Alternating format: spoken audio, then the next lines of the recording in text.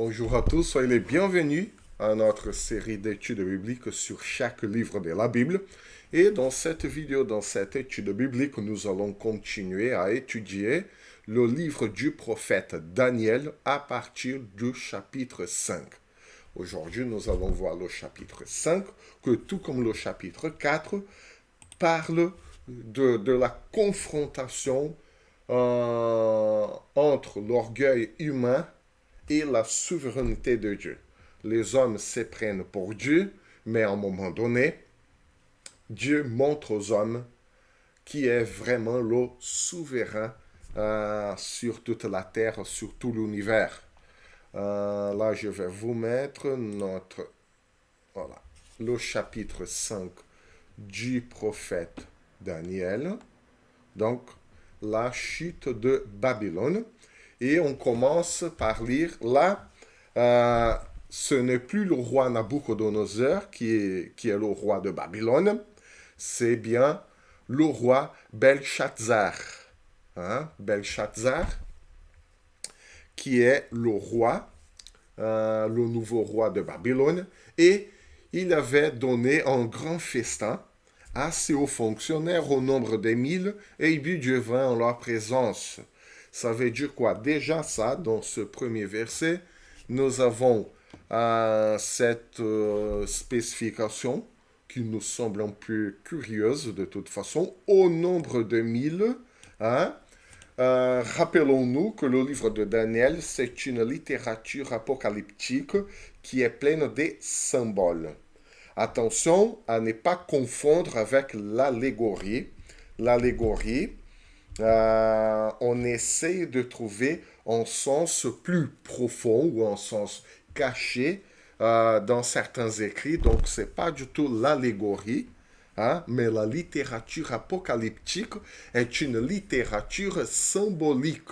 Ça veut dire que au lieu d'écrire littéralement une chose, on va l'écrire, cette même chose, d'une autre façon. Et par exemple, le nombre 1000,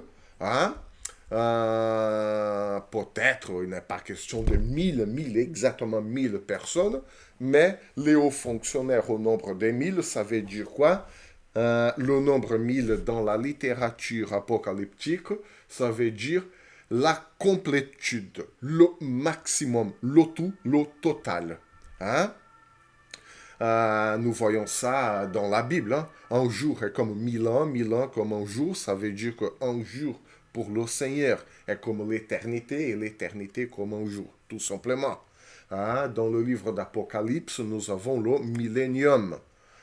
Et là, je crois, donc en étant amillénariste, là j'avoue et j'admets mon courant théologique concernant l'eschatologie, je suis amillénariste et cela veut dire que j'en prends le millénium comme la complétude du temps.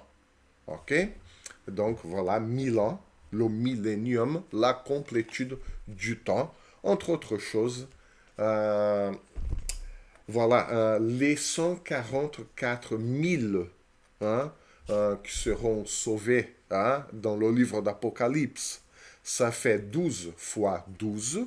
12, c'est le nom des tribus, fois 12. Toutes les tribus fois 1000, ça veut dire toute la complétude du peuple de Dieu, c'est-à-dire la totalité, sans manquer personne du peuple de Dieu. Voilà pourquoi 144 000. Donc, chaque fois que nous lisons dans la littérature apocalyptique, si nous lisons d'autres écrits apocalyptiques aussi, le livre de Jubilé, le livre d'Enoch, le rouleau de la guerre, toutes sortes de littérature apocalyptique entre l'Ancien Testament et le Nouveau Testament, le numéro, le chiffre 1000, ça indique complétude. Et cela veut dire que toute la complétude de l'État, du gouvernement babylonien, était là, et tout le gouvernement babylonien obéissait aveuglément le roi Belshazzar. Cela veut dire qu'il se prenait pour Dieu sur tout l'État. Pour lui, il était vraiment au-dessus de tous, de tout l'État. C'est lui, en fait, le Dieu qui gouverne tout. Et les hauts fonctionnaires au nombre des 1000, ça veut dire la complétude du gouvernement qui lui servait, c'est-à-dire que Belshazzar, c'était le dieu euh, du pays Babylone, du gouvernement babylonien. Hein. Et un dieu local, comme c'était l'idée à l'époque, des dieux locaux. Hein. Sous l'effet du vin, Belshazzar ordonna qu'on apporte des coupes en or et en argent que son prédécesseur Nabuchodonosor avait enlevé du temple de Jérusalem. C'était afin que le roi et ses fonctionnaires, ainsi que ses femmes et ses concubines, s'en servent pour boire. Voilà, cela veut dire qu'en étant le roi et Dieu au-dessus de tout, il peut faire ce qu'il veut. Voilà, tout lui est assujetti, tous les ustensiles, toutes les choses, toute la structure de l'État, du palais, tout était assujetti. Hein? Tout lui était assujetti. Donc voilà, il se prenait vraiment pour Dieu et il le démontrait au-delà de ses idées, au-delà d'une conception philosophique idéaliste. Hein? Il vivait comme s'il était vraiment Dieu sur tout le monde là-bas. Et voilà comment la Bible décrit ça. Ils s'en servaient de tous et de tout pour lui faire plaisir. Hein? Pourquoi? Parce qu'il se prenait pour Dieu. Et si on est Dieu, on peut tout faire. Et on peut tout contrôler. Hein? Y compris la vie des personnes, l'utilisation des choses, voilà. On apporta alors des coupes en or qui avaient été enlevées du temple. On vient de lire, pardon. Verset 4. Ils burent du vin et célébrèrent les dieux en or, en argent, en bronze, en fer, en bois et en pierre. Voilà. Et cette célébration aux dieux, ça se voyait à travers la vie de Belshazzar. En ce moment-là, apparurent les doigts d'une main humaine. Ils écrivirent devant le chandelier sur le plâtre du mur du palais royal. Le roi vit cette partie de main qui écrivait. Et voilà, c'est bien une main humaine. Hein? Pourquoi? Pour confronter cette toute-puissance que le roi Belshazzar croyait avoir. Et pourtant, c'est une main toute humaine qui lui montre son destin. Hein? Voilà, même si c'était une main humaine, hein, que la main d'un homme, hein, c'est bizarre ça. Hein? Je ne sais pas vous, mais je n'ai jamais vu une main humaine qui écrit toute seule sur les murs comme ça. Mais j'attire votre attention sur le fait d'une main humaine pour montrer que Belshazzar, c'était bien humain et c'était pas une main divine qui écrivait son destin, quoique c'était Dieu qui était derrière tout ça. Hein? Mais c'est une confrontation, hein, contre l'humanité de Belshazzar alors qu'il ne se rendait pas compte. Hein? Et donc, c'est bien une main humaine qui va révéler le destin d'un être humain qui se prenait pour Dieu. Et alors que la main humaine, hein, qui décrivait le destin d'un homme qui se croyait Dieu, venait de Dieu. Dieu se manifeste par une main humaine et l'homme, de sa main humaine, se croyait Dieu pour tout faire. Donc voilà un peu le jeu des mots, le jeu aussi théologique, hein, de Dieu qui se manifeste humainement et de l'être humain qui se manifeste divinement. Donc, il y a cette idée-là aussi de la confrontation de la souveraineté de Dieu et la faiblesse humaine. Dieu, le souverain, se manifeste par une main humaine, toute fragile, et l'être humain, qui est tout fragile, mais qui veut une manifestation de sa toute-puissance. Donc voilà un peu la confrontation d'idées. Hein. Et d'ailleurs, pendant toute la Bible, dans l'histoire humaine, Dieu s'est toujours manifesté comme ça. Hein. Et la manifestation pleine de Dieu, c'était qui en fait? Jésus, un être humain. Et Paul va dire aux Philippiens, des siècles plus tard, hein, Jésus a abandonné temporairement certains aspects de sa divinité pour se manifester pleinement humain, comme un être humain. Et Dieu a décidé de manifester sa toute-puissance pour sauver toute l'humanité à travers un bébé. Voilà, un bébé tout fragile, hein, un bébé complètement démuni. Mais c'est comme ça que Dieu a décidé de montrer sa toute-puissance.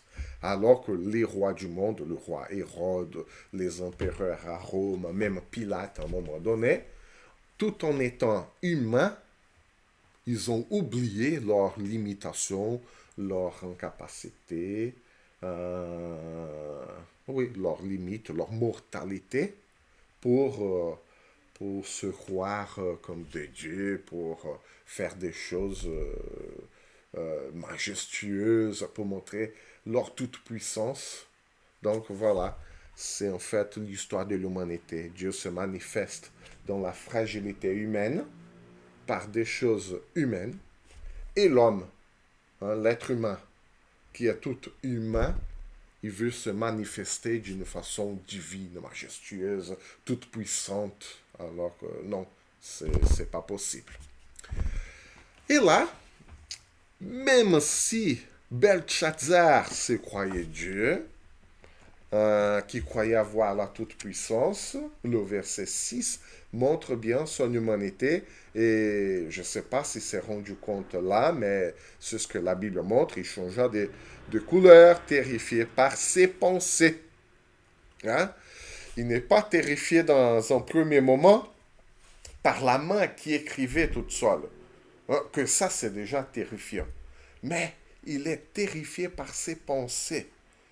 Qu'est-ce qu'il pensait en fait? La Bible ne dit pas, mais probablement il s'est rendu compte de sa fragilité, de son humanité, qui n'était pas si puissant que ça. Hein? Il suffisait une simplement humaine qui écrivait quelque chose qu'il ne savait pas lire pour manifester, pour qu'il se rende compte de sa fragilité. Hein? Donc il n'était pas terrifié par la main qui écrivait. Hein, dans un premier moment. Il était terrifié par ses pensées. Quelles étaient les pensées de Belshazzar lorsqu'il a vu cette main qui écrivait son destin sur le mur? Les jointures de ses hanches se relâchèrent et les genoux se heurtèrent l'un contre l'autre. Il tremblait comme une feuille verte, en fait. Hein? Le roi cria avec force de faire venir les astrologues, les prêtres chaldéens, les devins, puis prenant la parole, il dit aux sages de Babylone, celui qui lira cette inscription m'en révélera l'explication, sera habillé de pourpre, portera un collier en or à son cou et aura la troisième place dans le gouvernement du royaume. Voilà, quelqu'un qui enlèvera mon angoisse, ma détresse, quelqu'un qui me délivrera de mes pensées, de cette terreur que j'ai dans mes pensées, je le ferai grand, je le ferai puissant.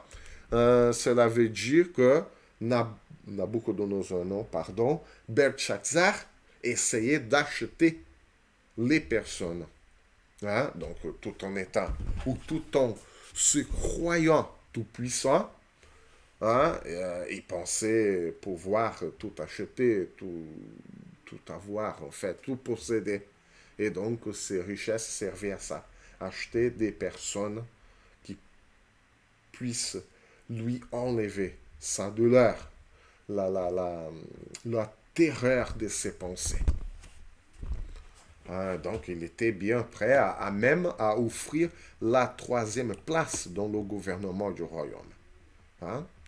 Tous les sages du roi entrèrent, mais ils furent incapables de lire l'inscription et d'en faire connaître l'explication au roi.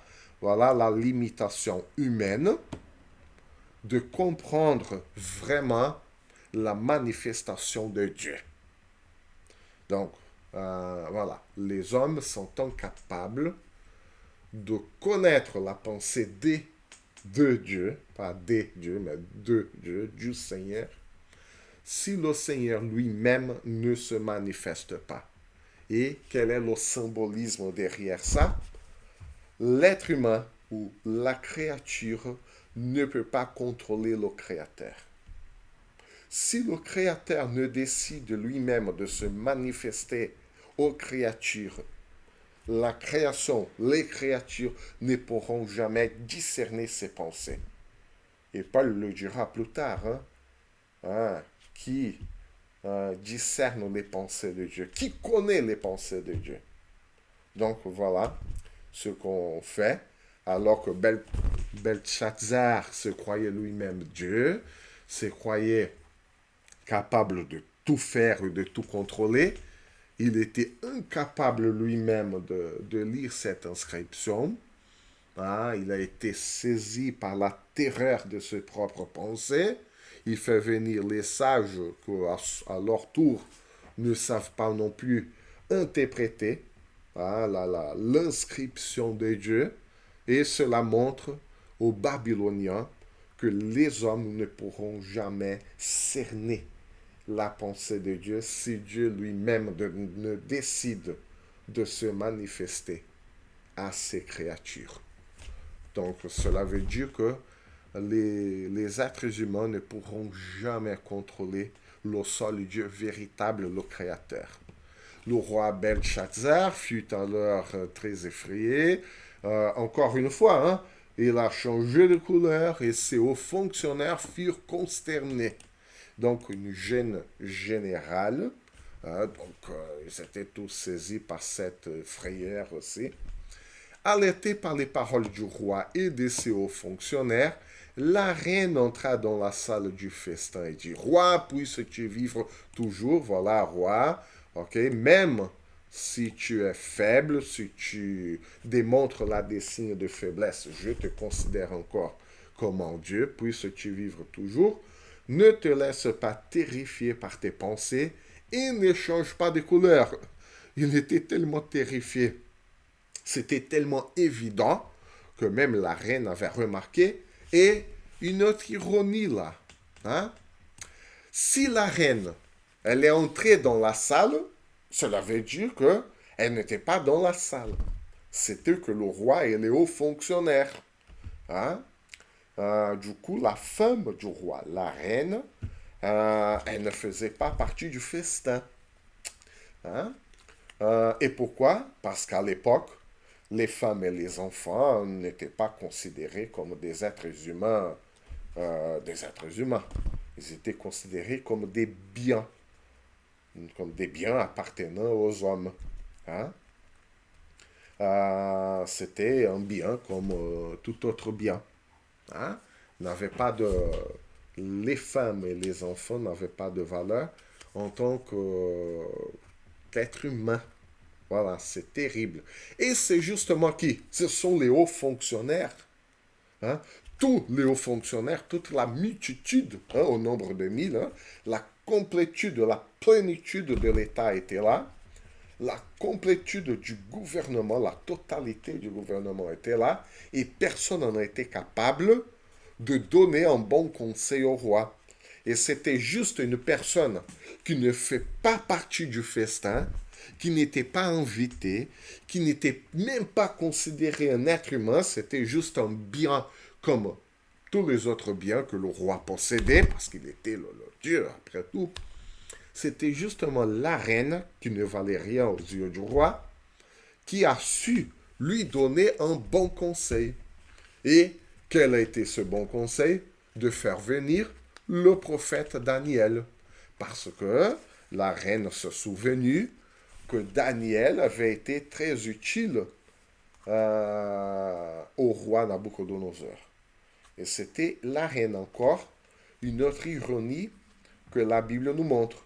Ce sont les personnes considérées faibles, incapables, c'était même pas considéré comme des êtres humains, qui a su donner un bon conseil au roi, parce que toute la cour, tout le gouvernement, tous les hauts fonctionnaires de l'État n'a pas su lui donner un bon conseil.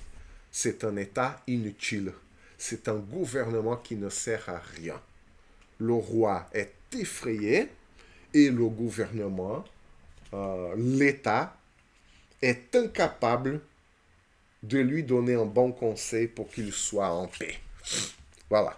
Ce sont les faibles, ce sont les démunis, ce sont les considérés non humains de bien euh, qui a su effectivement donner un bon conseil. Voilà l'ironie biblique.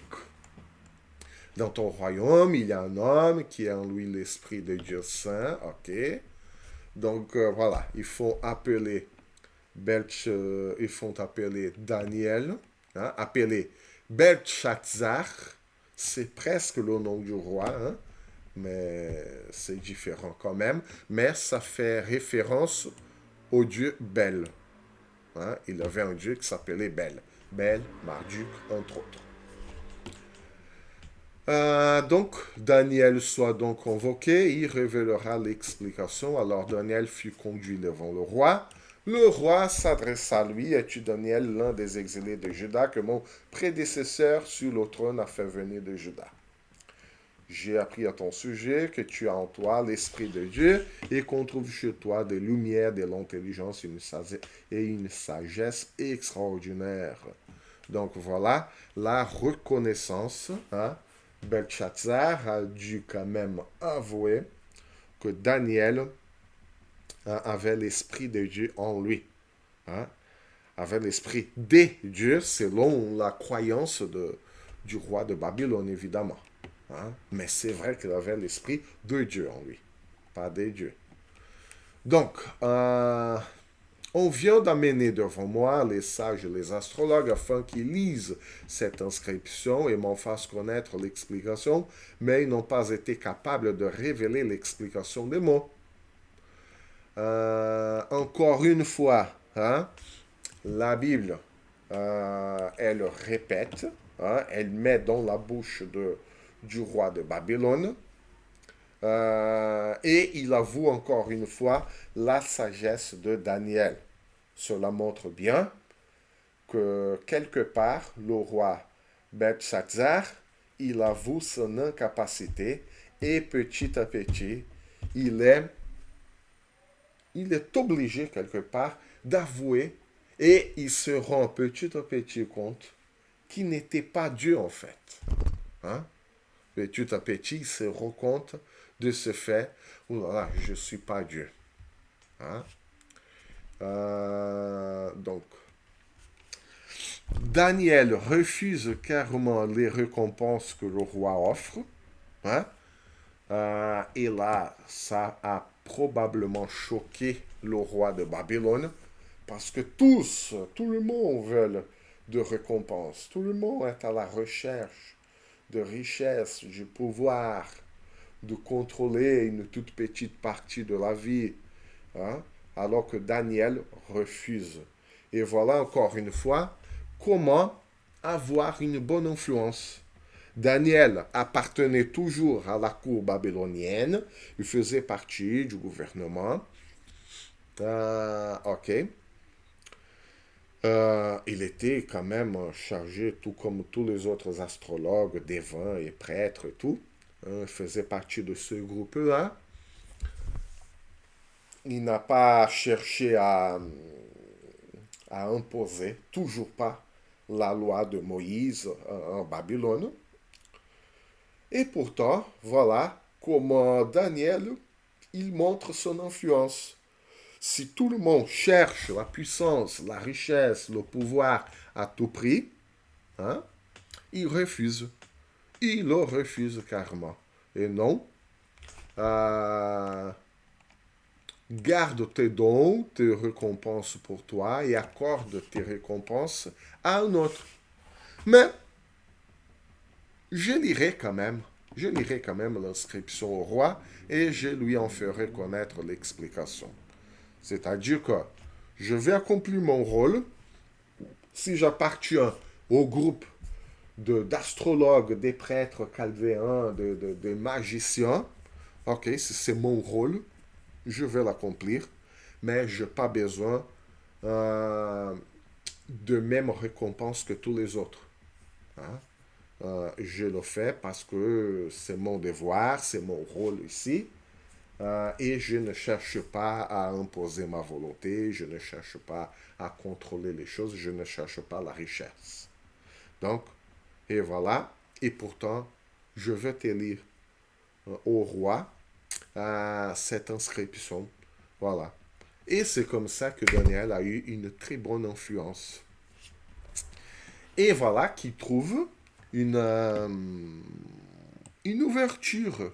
Hein? Une ouverture dans son influence, puisqu'il refuse la richesse, le pouvoir et tout. Il trouve cette ouverture pour dire au roi quelque chose.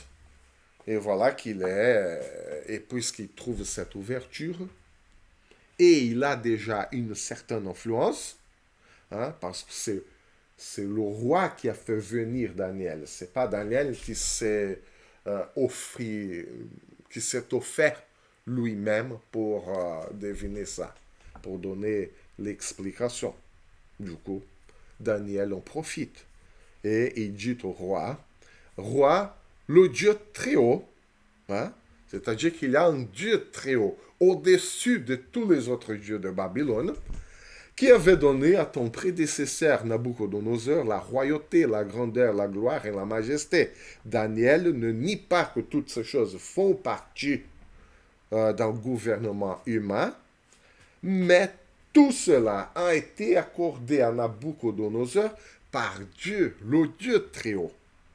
C'est pas Nabuchodonosor qui avait gagné, qui avait conquéri, qui s'est emparé lui-même de tout cela. C'est Dieu qui lui avait accordé la grandeur, la gloire, la majesté, la royauté.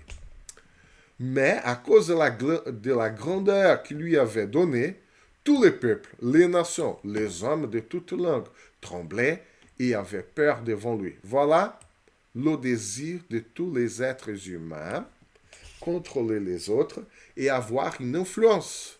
Et là, nous voyons l'influence du roi Nabuchodonosor, l'influence du roi Nabuchodonosor, hein, tous les peuples, les nations, les hommes de toute langue tremblaient et avaient peur devant lui. Hein.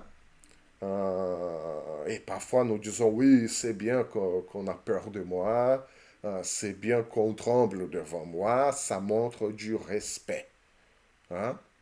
Et ça montre que je mérite d'être craint, voilà, d'être respecté comme ça, parce que je le mérite. Voilà l'influence que les hommes cherchent. Les hommes qui veulent devenir Dieu, tout comme Nabuchodonosor, tout comme Nabuchodonosor, hein? Alors que Daniel montre son influence d'une autre façon. Non, roi, je ne veux pas ta récompense. Non, roi, tu peux même donner toutes ces récompenses à une autre personne. Je m'en fiche. Hein? Mais je vais accomplir mon rôle. Voilà l'influence de Daniel. Hein? C'était pas la peur, c'était pas ce respect imposé. Et pourtant, Daniel était respecté quand même. C'était le seul qui a pu donner une explication cohérente et véritable de cette écriture. Et Daniel en profite pour montrer ce que les hommes cherchent effectivement. Voilà. Tous les peuples, les nations, les hommes de toute langue tremblaient et avaient peur devant lui. Une autre chose, hein, et voilà pourquoi Nabuchodonosor et Nabuchodonosor se considéraient Dieu. Hein. Les dieux, en fait, c'est quoi l'une des marques distinctives d'un Dieu ou des dieux dans les temps anciens? C'est Dieu qui fait naître, c'est Dieu qui fait mourir. Les dieux à l'époque avaient le droit de la vie, le droit de la mort, le pouvoir sur la vie, le pouvoir sur la mort. C'est ce qui fait la grandeur dans Dieu. C'est ce qui fait Dieu, être Dieu. Hein? En Dieu, être en Dieu. Le roi faisait mourir ceux qu'il voulait et laissait la vie à ceux qu'il voulait. Voilà. Le pouvoir de la vie et de la mort. Mais le seul à vraiment avoir le contrôle sur la vie et sur la mort, c'est le Dieu très haut. Hein? Mais Nabucodonosor est toi-même roi. Hein? Il donnait, mais tu fais le même, c'est le message là, une position élevée à ceux qui voulaient et abaisser ceux qui voulaient. Cependant, et Daniel continue à montrer la vérité biblique. On dit la parole de Dieu est la vérité. Hein? Mais c'est quoi la vérité de la parole? Hein? Et Daniel chapitre 5 continue à montrer cette vérité basique de la parole de Dieu. Lorsque son cœur s'est rempli d'orgueil et que son esprit s'est obstiné jusqu'à l'arrogance, il a été précipité de son trône royal et dépouillé de sa gloire. Donc, pourquoi il a été précipité? Il a été jeté dehors son trône royal parce qu'il s'est rempli d'orgueil. Alors que orgueil, dans le vocabulaire hébreu, hein, dans le langage biblique, orgueil veut dire se mettre tout en haut. C'est ça que ça veut dire orgueil. Orgueil, dans le terme en hébreu orgueil, ça veut dire quelqu'un qui se met en haut. C'est pas par hasard que Daniel dit le Dieu très haut. C'est le Dieu qui est au-dessus de tout le monde. Hein? Si Nabucodonosor, si toi-même, Nabucodonosor, hein, vous êtes orgueilleux, c'est-à-dire vous vous mettez en haut. Il y a un Dieu très haut. Il y a un Dieu qui est au-dessus de vous. Hein? Voilà. Et lorsque son cœur s'est rempli d'orgueil, c'est-à-dire, et lorsque dans son cœur, dans son esprit, dans sa volonté, Nabucodonosor s'est mis en haut, au-dessus de tout le monde, et que son esprit s'est obstiné jusqu'à l'arrogance, c'est-à-dire je reste ferme dans ma position, hein, il a été précipité de son trône royal, c'est-à-dire jeté dehors, hein, tout en bas. Pourquoi? Parce qu'il s'est mis en haut. Et puisqu'il s'est mis en haut, il a été précipité. Hein? Donc, il a été jeté dehors, tout en bas, hein, de son trône royal et dépouillé de sa gloire. Hein? N'oublions pas non plus que gloire, dans le vocabulaire biblique, ça veut dire poids, ça veut dire essence. Hein? Et cela veut dire que Nabucodonosor, tout comme Nabucodonosor, hein, ils ont pris toute la gloire, ils ont pris toute son essence, ils ont pris tout son poids sur la vie des autres. Et voilà, lorsque nous croyons Dieu, nous croyons avoir toute la gloire, et gloire, ça veut dire poids, notre poids sur les autres pèse. Et lorsque nous pèsons sur les autres, nous opprimons les autres. Et pourquoi nous opprimons les autres? Parce que nous croyons Dieu, et puisque nous croyons Dieu, nous croyons pouvoir tout faire, y compris contrôler les autres, y compris contrôler toutes les situations, mais ça pèse. Ça pèse dans la société, ça pèse dans la vie des autres, ça pèse sur notre propre vie. Ça pèse sur toutes les choses. Et la vie devient lourde. Et pourquoi? Parce que nous ne sommes pas censés avoir toute la gloire. Nous ne sommes pas capables d'avoir toute la gloire, de supporter tout le poids de la gloire. Déjà que nous sommes limités. Hein? Nous ne sommes pas Dieu. Hein? Du coup, voilà. Lorsque quelqu'un se croit Dieu sur tous les autres, cette personne-là va peser, elle va alourdir, que ce soit l'ambiance dans la famille, dans l'église, dans la société, dans tout le pays et dans tout le monde. Regardons l'histoire des grands des grands dictateurs du monde, encore aujourd'hui, que ce soit aujourd'hui, que ce soit il y a 70 ans, que ce soit il y a 100 ans, 1000 ans, 10 000 ans. Ça a toujours été comme ça. Lorsque quelqu'un croire avoir toute la gloire et qui veut prendre la place de Dieu pour tout contrôler, la vie des autres, le gouvernement, la société, la famille, l'église, peu importe. Hein, ne serait-ce qu'une seule personne dans les entreprises, dans les boîtes, dans les associations, dans le voisinage, cette personne devient lourde sur tous les autres. Hein? Et voilà ce qu'est devenu Nabucodonosor et ce que deviendra dans quelques instants Nabucodonosor. Hein? Déjà, Nabucodonosor a été dépouillé de sa gloire. Donc, pourquoi? Parce que l'être humain n'est pas censé avoir toute la gloire. Et à un moment donné, il est brisé. À un moment donné, il se casse, il se brise, hein, il se détruit lui-même. Parce que nous ne sommes pas censés avoir cette gloire. Et donc, voilà, la vie en société pour Nabucodonosor, il pesait tellement lourd sur tout le monde qu'il a été chassé du milieu des hommes. Son cœur est devenu semblable à celui des bêtes, c'est-à-dire qu'il ne raisonnait plus. C'est ça.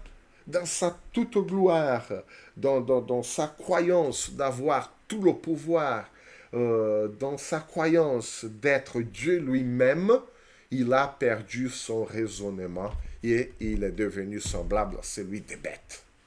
Et voilà, et lorsqu'on ne raisonne plus hein, comme un être humain, c'est quoi raisonner comme un être humain en fait? Raisonner comme un être humain, c'est avouer que nous sommes des êtres humains. C'est quoi un être humain? Un être, oui, bien, intelligent, capable et tout, comme la Bible montre que Daniel l'était. Mais en même temps, la Bible nous montre notre incapacité à tout régler, notre incapacité à tout contrôler, notre limitation. Nous ne sommes pas éternels. Déjà, roi, puisses-tu vivre éternellement, c'est nier la caractéristique basique de tous les êtres humains, c'est-à-dire la mortalité. Lorsque nous oublions que nous sommes mortels, c'est là le danger. On pense qu'on va vivre éternellement et nous oublions notre limitation dans l'espace, notre limitation dans le temps. Et lorsque nous oublions nos limitations, nos incapacités, on ne raisonne plus comme des êtres humains.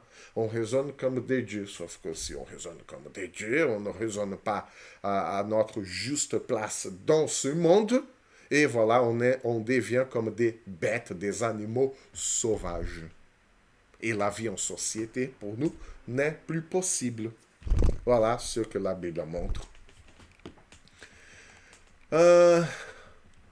Et tout cela change, et Daniel dit la même chose à Belteshazzar, hein, jusqu'à ceux qui reconnaissent que le Dieu très haut, attention, le Dieu très haut, si vous vous mettez déjà en haut, il y a un Dieu très haut, domine, c'est pas vous, mais il y a un Dieu qui domine sur toute royauté humaine. Voilà, votre royauté est une royauté humaine, Nabucodonosor. Vous êtes un être humain. Vous n'êtes pas Dieu. C'est un Dieu qui domine sur toute la royauté humaine. Et tu n'es pas Dieu. Et toi, Belshazzar, son successeur, tu n'as pas humilié ton cœur alors que tu savais tout cela. Voilà. La merveille que l'être humain est, hein, tu savais tout cela. Hein? Tu connaissais toutes ces choses-là. Tu étais au courant de toutes ces choses-là. Mais, et là, c'est la merveille, hein? Parce que connaître toutes ces choses, savoir tout cela, c'est merveilleux. Dieu nous a dotés de cette capacité. Mais tu n'as pas humilié ton cœur. Alors, ça veut dire quoi humilier? N'oublions pas que le terme humilier dans la Bible, ça veut dire affliger l'âme. Hein? Donc, humilier, ça veut dire affliger notre âme. Et pourquoi nous devons nous humilier? Pourquoi nous devons affliger notre âme? Parce que dans notre âme, tout au fond de nous, dans les profondeurs de notre cœur, nous voulons la place de Dieu. Nous voulons tout contrôler. Nous voulons contrôler toutes les circonstances, toutes les situations. Nous voulons contrôler le comportement des autres. Nous voulons tout régler. Nous voulons tout le contrôle de notre vie. Et ça, c'est une caractéristique de Dieu. Du coup, nous devons nous humilier, c'est-à-dire nous devons affliger notre âme, parce que dans notre âme, nous voulons tout contrôler. Et lorsque nous affligeons notre âme, c'est-à-dire lorsque nous faisons souffrir notre âme, parce que c'est une souffrance pour nous, avouer que nous n'avons pas le contrôle de toutes choses. Avouer que nous sommes des êtres limités, des êtres finis, des êtres mortels, ça nous fait souffrir. C'est pourquoi nous devons humilier notre cœur. C'est pourquoi nous devons affliger notre âme. Nous devons dire à nous-mêmes, nous devons dire à notre cœur, à notre âme, tu n'es pas Dieu. Alexandre, tu n'es pas Dieu. Et toi que regardes cette vidéo avec moi, vous que regardez cette vidéo, hein, vous direz à vous-même là, hein, tu n'es pas Dieu. Tu n'as pas tout le contrôle. Tu ne peux pas tout contrôler. Tu n'es pas Dieu. Hein, tu ne peux pas tout régler. Et ça fait souffrir notre âme. C'est l'humiliation de notre cœur. Hein? C'est ce que Dieu nous demande. Humiliez-vous devant le Seigneur. Seigneur, je ne suis pas toi. Seigneur, je suis incapable de tout régler. Seigneur, je suis mortel. Seigneur, je suis limité. Ça nous fait souffrir, évidemment. C'est pas drôle d'avouer toute cette incapacité qu'il y a en nous. Voilà ce que Dieu nous demande. Et voilà une autre vérité biblique. Ah, la parole de Dieu est la vérité. Mais pourquoi elle est la vérité? Parce qu'elle nous demande de faire souffrir notre âme. Parce que nous n'aimons pas avouer notre incapacité et avouer nos incapacités, nos limites. Hein? Cela nous fait souffrir. Mais c'est une vérité de la parole de Dieu. Hein? Et voilà pourquoi Dieu va enlever la toute-puissance ou la prétendue toute-puissance du roi Beltsatsar. C'est contre le Seigneur du ciel que tu t'es dressé. Tu as fait apporter devant toi les coupes de ton temple. Vous les avez utilisées pour boire du vin. Toi et tes hauts fonctionnaires, ainsi que tes femmes et tes concubines. Mais pas la reine. C'est quand même drôle, ça. Hein? Tu as célébré des dieux en argent, en or, en bronze, en fer, en bois et en pierre, qui ne voient pas, qui n'entendent pas, qui ne savent rien. Voilà. C'est Daniel qui avait l'esprit de Dieu en lui, qui a pu donner une explication à ce qui était écrit sur le mur. Alors que tous ces dieux-là, y compris le roi de Babylone lui-même, l'État, le gouvernement, personne n'en a pas su donner cette explication. Pourquoi? Parce que tous ces dieux-là ne savent rien. Et pourquoi? Parce que, après tout, ce sont des êtres humains. Et l'être humain ne peut pas tout savoir. L'être humain ne peut pas tout connaître. L'être humain ne peut pas tout faire. Donc, et puisque roi de Babylone, hein, Beltsatsar, t'as pas pu t'humilier toi-même. Tu n'as pas voulu avouer que tu es simplement un être humain. Tu as voulu la place de Dieu. Hein, voilà. Tu as été compté. Hein, Dieu est quand même juste. Hein, il a compté 2 fois. Mais tu as été bien pesé. Mais tu seras divisé. Hein? Tu as été pesé dans la balance et tu as été trouvé léger. Et pourquoi léger? Parce qu'il n'y a pas toute la gloire. en voulant toute la gloire de Dieu. Et gloire, ça veut dire quoi? Poids, présence. C'est quelque chose de lourd. Sauf que le roi de Babylone n'était pas lourd. Il n'est pas Dieu. Et la balance ne fait que révéler l'humanité du roi. Tu as été trouvé léger, évidemment. Tu as été trouvé un être humain. Mais un être humain qui a voulu prendre la place de Dieu. Et c'est pour ça, tu n'as pas développé ton rôle d'être humain. Tu as voulu le rôle de Dieu. Hein? Pourquoi? Et voilà, tu es bien un léger roi. Tu n'es pas Dieu. Et puisque tu n'as pas avoué ta condition d'être humain, voilà, ton royaume va être retiré. Hein? Il te sera enlevé. Hein? Il sera divisé et donné aux Mèdes et aux Perses. Voilà. Aussitôt, Belshazzar ordonna qu'on l'habille d'un aile de pourpre, qu'on lui mette au cou un collier d'or et qu'on proclame qu'il aurait la troisième place dans le gouvernement du royaume. Et la même nuit, Belshazzar, le roi des Babyloniens, fut tué. Donc voilà la fin d'un roi que se croyait Dieu et quand même il a été tué. Voilà, il était léger, c'est-à-dire il n'était qu'un être humain et un être humain, les êtres humains sont censés mourir. Et puisqu'il a refusé de se reconnaître dans son humanité, il fut tué. Donc voilà un peu comment la Bible décrit la prétendue toute-puissance humaine lorsqu'elle est confrontée avec la souveraineté de Dieu. Donc, pour la prochaine vidéo, pour la prochaine étude biblique, nous allons voir quelques aspects du chapitre 6 et j'espère aussi quelques aspects de la littérature apocalyptique. Donc, que le Seigneur vous bénisse, que le Seigneur vous garde. À la prochaine vidéo, à la prochaine étude biblique.